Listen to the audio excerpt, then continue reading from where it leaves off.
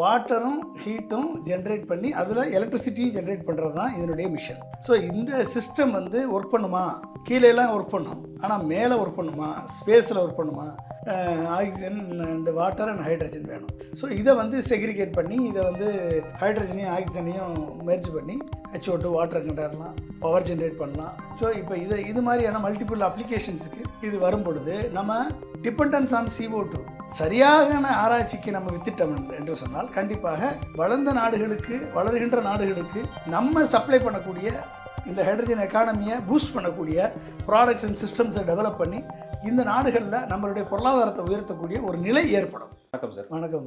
இன்னைக்கு ஒரு மகிழ்ச்சியான செய்தியை படிக்க முடிஞ்சது. விண்வெளியில் மின்சாரம் உற்பத்தி செய்கிறாங்க. அது இந்தியா வந்து இஸ்ரோவின் மூலமாக அந்த சாதனையை நிகழ்த்தி இருக்கு. மக்களுக்கு புரிகிற மாதிரி சொல்லணும் அப்படின்னா, அங்கே மின்சாரம் எப்படி தயாரிக்கப்படுது அப்படிங்கிற கேள்வி முதல்ல வருது. அது எப்படி சாத்தியமாச்சு சார்? இது வந்து ஒரு எக்ஸ்பெரிமெண்ட்டு. இந்த எக்ஸ்பெரிமெண்ட்டை வந்து முதல் முறையாக இஸ்ரோ விண்வெளியில் PSLV C58 என்ற ராக்கெட் மூலமாக POEM-3 என்ற பேலோடு அனுப்புனாங்க.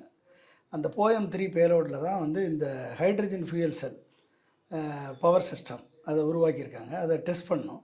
அதாவது polymer electrolyte மெம்பரின் fuel cell based power சிஸ்டம்னு பேர் அதுக்கு. ஸோ அதை வந்து அந்த ஸ்பேஸில் இந்த சிஸ்டம் ஒர்க் பண்ணுதா முதல்ல. இந்த சிஸ்டம் வந்து ஸ்டேட்டிக் அண்ட் டைனமிக் சிஸ்டம்ஸோடைய பெர்ஃபார்மன்ஸ் எப்படி இருக்குது. இதில் ஹைலி ப்ரெஷரைஸ்டு வெஹிக்கிள்ஸ் இருக்கும், வெசல்ஸ் இருக்கும். அந்த வெசல்ஸில் காற்று அழுத்தம் அதிகமாக இருக்கக்கூடிய சின்ன குடுவைகள், நம்ம கேஸ் சிலிண்டர் மாதிரி அந்த சிலிண்டர்ஸில் அதில் வந்து ஹைட்ரஜனும் ஆக்சிஜனும் வச்சுருப்பாங்க. இதை வந்து ஃபியூயல் செல் இருக்கும். அந்த ஃபியூயல் செல்லில் ஒரு சைடு ஹைட்ரஜன் ஒரு சைடு ஆக்சிஜன் கொடுப்பாங்க. இந்த பக்கம் இந்த பக்கம் வந்து அனோடு, இந்த பக்கம் கேத்தோடு, நடுவில் எலக்ட்ரோலைட் இருக்கும். அப்போ ஹைட்ரஜனை நீங்கள் வந்து இன்புட் கொடுக்கும் பொழுது, ஹைட்ரஜன் கேஸ் இன்புட் கொடுக்கும் பொழுது எக்ஸஸ் ஹைட்ரஜன் லூப் ஆகும். இந்த ஹைட்ரஜன் அனோடு வழியாக உள்ளே பாஸ் ஆகும், எலக்ட்ரோலைட்லேருந்து பாஸ் ஆகி கேத்தோடுக்கு போகும். இந்த பக்கம் ஆக்சிஜன் வரும், ஹைட்ரஜனும் ஆக்சிஜனும் சேர்ந்து அங்கே வாட்டர் கொடுக்கும், வாட்டர் ப்ரொடியூஸ் பண்ணும். அதில் ஹீட்டு ஜென்ரேட் ஆகும். ஸோ வாட்டரும் ஹீட்டும் ஜென்ரேட் பண்ணி அதில் எலக்ட்ரிசிட்டியும் ஜென்ரேட் பண்ணுறது தான் இதனுடைய மிஷன்.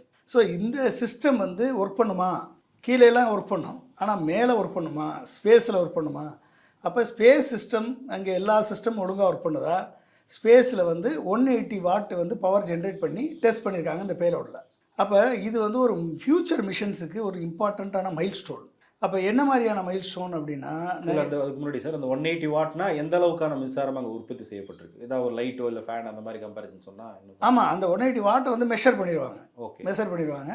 இந்த டேட்டாவை வந்து ஒரு கிரிட்டிக்கல் டேட்டா, இது எப்படி எவ்வளோ கேஸ் ரிலீஸ் ஆகிருக்கு, எவ்வளோ ஹைட்ரஜன் கேஸ் ரிலீஸ் ஆகிருக்கு, எவ்வளோ ஆக்சிஜன் கேஸ் ரிலீஸ் ஆகிருக்கு, எலக்ட்ரோலைட் எவ்வளோ பெர்ஃபார்மன்ஸ் எப்படி இருக்குது, எப்படி ஹீட் ட்ரான்ஸ்ஃபர் ஆகிருக்கு, எவ்வளோ வாட்டர் ஜென்ரேட் ஆகிருக்கு, எவ்வளவு பவர் ஜென்ரேட் ஆகிருக்கு அப்படின்றத மெஷர்மெண்ட்டுக்கு நம்மளுக்கு சென்சார்ஸ் இருக்கும். அந்த மெஷர்மெண்ட் மூலமாக அந்த டேட்டாவை இங்கே கம்யூனிகேட் பண்ணி இங்கே நம்மளுக்கு ரிசல்ட்டாக கிடைக்கும். அப்போ அந்த சிஸ்டம் வந்து ஒர்க் ஆகுது அப்படின்றது ஒரு முக்கியமான நல்ல செய்தி. அது இந்த 180 வாட் பவர் ஜென்ரேட் பண்ணியாச்சு அப்படின்னா நம்ம நாளைக்கு ஃப்யூச்சரில் மேன்டு மிஷன்ஸ் அனுப்புகிறோம். அப்போ வந்து மனிதர்களை ஸ்பேஸ் கேப்சூலில் வச்சு நம்ம மேலே அனுப்பும் பொழுது எலக்ட்ரிசிட்டி அப்புறம் வாட்டர் இதெல்லாம் ஜென்ரேட் பண்ணுறதுக்கு இந்த fuel cell based power system வந்து ரொம்ப நம்மளுக்கு ஃபர்தர் எக்ஸ்பேன்ஷனுக்கு ரொம்ப யூஸ்ஃபுல்லாக இருக்கும். அதில் நம்ம இன்றைக்கி வெற்றி பெற்றிருக்கிறது இஸ்ரோ. இது முக்கியமான மைல்கல் தான் அது. Okay sir. இப்போ என்ன கேள்வி வரும் அப்படின்னா, மனிதர்கள் நிலவுக்கு குடியேறுவதற்கான ஒரு முதல் கட்ட வெற்றி அப்படின்னு பார்க்கலாமா? கண்டிப்பாக. தண்ணி வேணும், மின்சாரம் வேணும், இது இருந்தால் எங்கே வேணாலும் ஓரளவுக்கு வாழ்ந்துக்க முடியும். அப்போ அதுக்கான ஒரு தொடக்கமாக அது தொடக்கம் தான். மற்ற நாடுகள் இதை செய்து பார்த்துருக்கிறார்கள். நம்ம இதுதான் ஃபஸ்ட் டைம் பண்ணுறோம். நம்ம பண்ணுறதுல வெற்றி பெற்றிருக்கிறோம். அது வந்து இப்போ 4 நாடுகள், இப்போ அமெரிக்கா, ரஷ்யா, சைனா, இந்த 3 நாடுகள் ஆல்ரெடி பண்ணி பார்த்துருக்காங்க. அது இப்போ நம்ம வந்து அதை வெற்றிகரமாக டெஸ்ட் பண்ணியாச்சு. அப்போ இந்த ஹைட்ரஜன் ஃபியூயல் செல் வாட்டர் தான் ஒரே பை ப்ராடக்ட் வாட்டர் தான். எலக்ட்ரிசிட்டி பவர் ஜென்ரேஷன் வந்து அடுத்த ஜென்ரேஷன். நம்மளுக்கு பவர் ஜென்ரேஷன் தான் மெயின் ப்ரையாரிட்டி காம்பனண்ட்டு.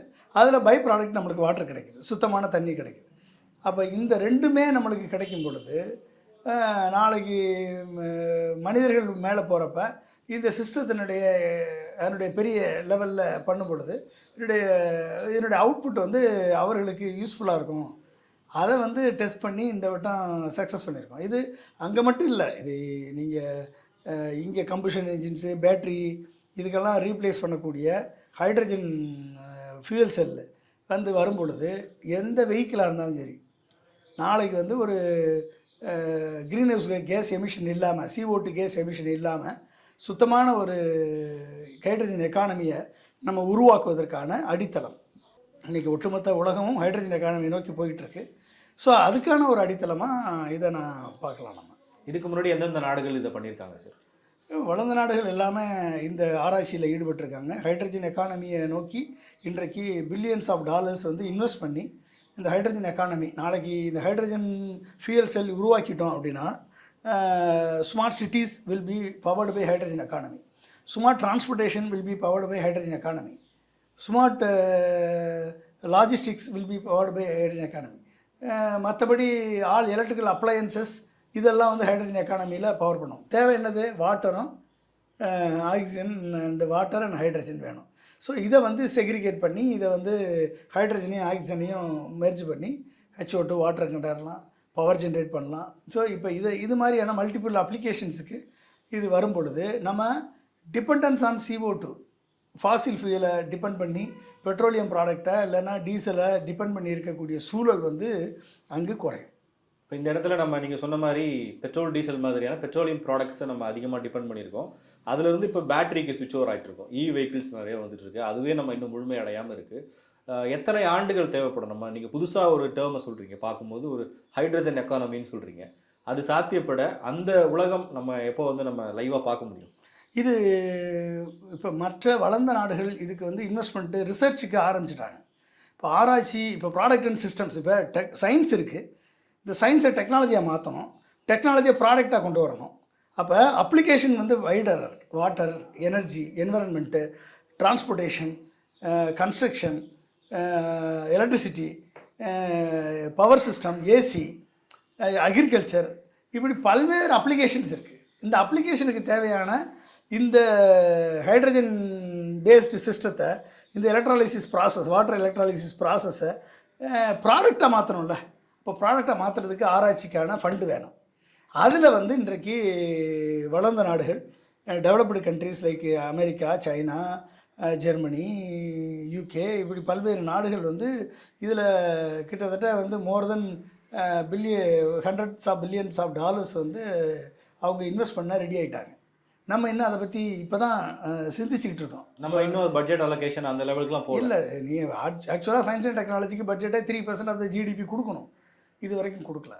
அப்போ நீங்கள் கொடுக்காம இருந்துட்டு இந்த ப்ராடக்ட் சிஸ்டம் வந்து வெளிநாடு பண்ணிட்டான்னு வச்சுக்கோங்களேன். இப்போ நீங்கள் இம்போர்ட் தான் பண்ணணும். அதை அப்போ import is associate with cost component. அதே இது நீங்கள் டெவலப் பண்ணீங்க, நீங்கள் ஆராய்ச்சி பண்ணி, நீங்கள் சயின்ஸ் அண்ட் டெக்னாலஜி டெவலப் பண்ணி அதில் ப்ராடக்ட் பண்ணீங்க அப்படின்னா அந்த இம்போர்ட் காஸ்ட்டு வந்து நம்ம இங்கே ஆராய்ச்சிக்கு கொடுத்தோம் அப்படின்னா அந்த இம்போர்ட்னுடைய காஸ்ட் வந்து குறையும், நம்மளுக்கு கண்டிப்பாக ரெடியூஸ் ஆகும். அப்போ அதுக்கான முயற்சியை நம்ம இந்திய அரசு முயற்சி எடுக்கணும். அது எடுத்துச்சு அப்படின்னா கண்டிப்பாக நம்ம இந்த ஹைட்ரஜன் எக்கானமியில் நம்ம அட்வான்ஸாக போகலாம். எப்படி வந்து நம்ம we missed electrical revolution, we missed electronics revolution, we missed OTK revolution also, but only our நம்ம IT industry benefited out of that OTK revolution. அதுக்கப்புறம் வந்து இன்டர்நெட் ரெவல்யூஷன், இன்னமும் நம்ம வந்து we are providing man power, human resource. ஆனால் சரியான ஆராய்ச்சிக்கு நம்ம வித்திட்டோம் என்று சொன்னால் கண்டிப்பாக வளர்ந்த நாடுகளுக்கு, வளர்கின்ற நாடுகளுக்கு நம்ம சப்ளை பண்ணக்கூடிய இந்த ஹைட்ரஜன் எக்கானமியை பூஸ்ட் பண்ணக்கூடிய ப்ராடக்ட்ஸ் அண்ட் சிஸ்டம்ஸை டெவலப் பண்ணி இந்த நாடுகளில் நம்மளுடைய பொருளாதாரத்தை உயர்த்தக்கூடிய ஒரு நிலை ஏற்படும். அப்போ ஒரு பக்கம் மின்சார உற்பத்தி பண்ண, விண்வெளியில் மின்சார உற்பத்திங்கிற செய்திக்கு இன்றைக்கி சந்தோஷப்படுறோம். ஆனால் இதுக்கு பின்னாடி கொஞ்சம் ஆராய்ச்சி பண்ணி போகும்போது அதில் நமக்கு தண்ணீரும் கிடைக்குது அப்படிங்கிறத சொல்கிறீங்க. தண்ணீர் பெரிய அரசியலாக இருக்குது, பெரிய பிரச்சனையாக இருக்குது. காவேரி பிரச்சனை முற்றுப்புள்ளி வைக்காமல் போயிட்டே இருக்குது, முல்லை பெரியாரும் ஒரு பக்கம் போயிட்டே இருக்குது. இப்போ இந்த டெக்னாலஜி எல்லாம் செயல்பாட்டுக்கு வந்தால் நம்ம காவிரியை நம்பி இருக்க வேணாம், முல்லை பெரியாரை நம்பி இருக்க வேணாம்ன்ற நிலைமை உருவாகுமா? சரி, ஆறுகளும் அணைகளும் இது வந்து நம்ம இயற்கை கொடுக்குற 0.01%னுடைய ஃப்ளட் வாட்டர்லேருந்து மட்டும்தான் நம்ம இதெல்லாம் தேக்கி வைக்கிறோம். இயற்கை அவ்வளோ கொடுக்குது நம்மளுக்கு. ஒட்டுமொத்த மழை பொழிவில் 0.01% தான் வந்து ஃப்ளட்டாக போகுது, அணையில் தேங்கி வைக்க முடியுது நம்மளால். சரிங்களா? அப்போ 1500 பில்லியன் கியூபிக் மீட்டர் வாட்டர் வந்து கடலுக்கு போகுது. நீங்கள் அதில் ஒரு 500 பில்லியன் கியூபிக் மீட்டர் வாட்டர் சேமித்தா முப்போகம் விளையும் இந்த நாடு. அப்போ இது வந்து பெய்யக்கூடிய மழையை வாட்டர் மேனேஜ்மெண்ட்டை ப்ராப்பராக நம்ம பண்ணி அங்கங்கே பெய்கிற மழைகளை வந்து நீங்கள் தண்ணிக்குள்ளே நிலத்தடி நீரில் சேமித்து வச்சிங்க அப்படின்னா பாதி பிரச்சனை, தண்ணீர் பிரச்சனை, குடித்த நீர் பிரச்சனை சால்வ் ஆயிரும். டேமில் சேமித்து வச்சிங்க அப்படின்னா டேம்லையும் ஸ்மார்ட் வாட்டர்வேஸ் கிரிட்லையும் கான்டூர் கெனால்ஸையும் உருவாக்கி சேமித்து வச்சா இந்த மாதிரி பள்ளிக்கரணை, பெரும்பாக்கம், வேளச்சேரி போன்ற இடங்களில் ஏற்படக்கூடிய வெள்ளத்தை வந்து கான்டூர் கெனால் மூலமாக நீங்கள் அவாய்ட் பண்ண முடியும். கான்டூர் கெனால் போட்டால் தான் அவாய்ட் பண்ண முடியும். இல்லைன்னா அந்த வெள்ளம் வருடந்தோறும் வந்துக்கிட்டு தான் இருக்கும். அந்த வேளச்சேரி, பெரும்பாக்கம் எல்லாம் தண்ணியில் மூழ்கிட்டு தான் இருக்கும். அது எப்படி அவாய்ட் பண்ண முடியும்? நான் எத்தனையோ இடத்துல பேசியிருக்கேன், எத்தனையோ இடத்துல சொல்லியிருக்கேன். Contour canal will help you to divert the water, இன்டர்னேட்டிங் வாட்டர்.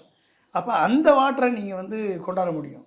ரீசார்ஜ் போர்வெல்ஸ் நீங்கள் வரக்கூடிய அனைத்து கிளை நதிகள்லையும், கால்வாய்கள்லையும், ஓடைகள்லையும் 200 வார்டு இருக்குது. 200 வார்டில் 10,000 ஸ்ட்ரீட் இருக்குது. 10,000 ஸ்ட்ரீட்டில் நீங்கள் ஒவ்வொரு ஸ்ட்ரீட்லேயும் நீங்கள் வந்து ரீசார்ஜ் போர்வெல் போட்டிங்கன்னா ஒட்டுமொத்த சென்னையினுடைய நிலத்தடி நீர் மட்டம் மேலே வரும். ஒவ்வொரு வீட்டு போர்லையும் நல்ல தண்ணி கிடைக்கும்.